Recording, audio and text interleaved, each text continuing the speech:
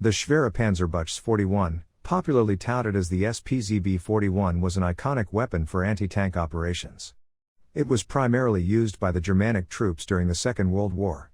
In the following few sections of this video, we will discuss this weapon in detail and share interesting insights on its description and the role it played during the Second World War.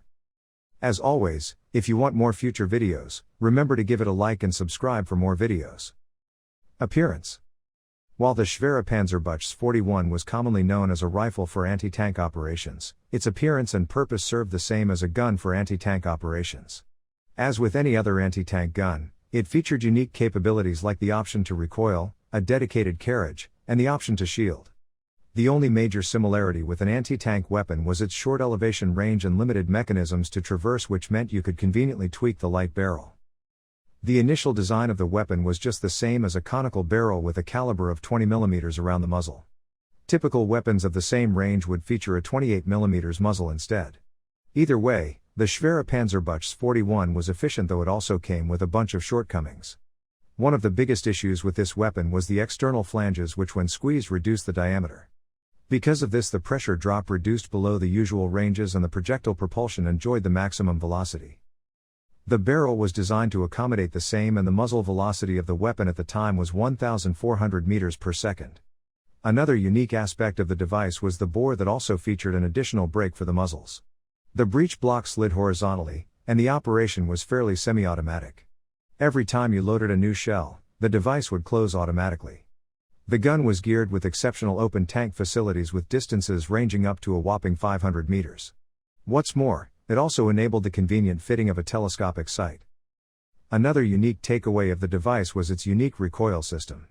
Unlike other anti-tank machinery of the kind, it featured a hydraulic recoil with a buffer mechanism. To add to that, it also featured a recuperator that was operated by a spring. The usual appearance of the carriage resembled a split trail, and it also came with additional capabilities like a suspension facility, among others. The final takeaway would be the wheels of the device that were crafted from high-quality removable tires made of rubber. This way, the troops could use the gun discreetly, making way for stronger and more impactful military operations. Usually, the device took around half a minute to 40 seconds for operation.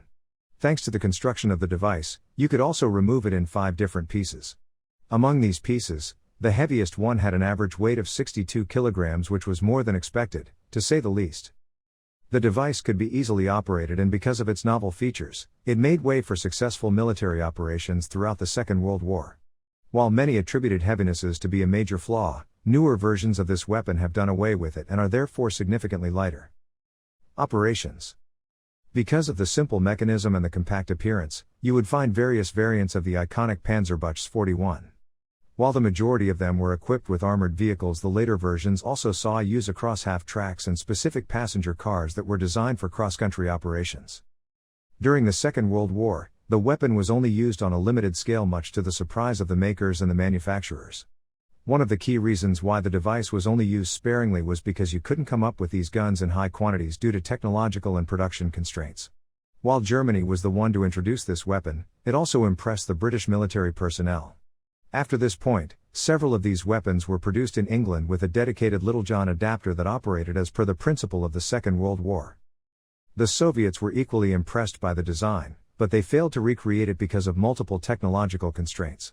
The US, however, succeeded in this endeavor, and they started experimenting with 2820 barrels along with adapters featuring tapers for their iconic 37mm muzzle gun. This was obviously inspired by the German weapon, and even though it was widely studied and experimented with starting 1941, it didn't manage to yield any relative or significant success during the war for the Americans. Probably the biggest highlight of this weapon was the fact that it had a blend of exceptional anti-tank operations with superb firing functions. The best part, you could dismantle the gun at any point, and using it was discreet, to say the least. Having said that, the weapon wasn't free from several caveats, like the barrel quality. Because the barrel was of the exceptional quality, you could not manufacture it as quickly, and even post-deployment it only boasted a fairly short operation, running only 500 rounds. Others have criticized the weapon for the fragmentation shell, which was not merely weak but also extremely vulnerable with minimal to low impact. Third, the armor shells that were created for piercing the opponent parties were created from tungsten that was hard to source at that time. Fourth, the usual range of the gun was significantly shorter than you would expect. The impact of the armor was weak as weak. Despite these several shortcomings, the gun wad was widely used during the Second World War as long as the Allies and the Axis troops could maintain and operate the production. However, following the war, the weapon was heavily criticized primarily for the short shelf life of the barrel. While the shots were at a 500 meters range, they were pretty good if not great. Others contradict this fact, stating that guns with the usual barrel construction of the time had an equally short operation, with the Soviet anti-tank weapons having a maximum of 1,000 shorts.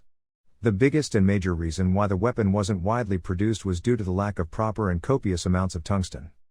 Finally, to end the video, remember to give it a like and subscribe for more. See you in the next video. Bye.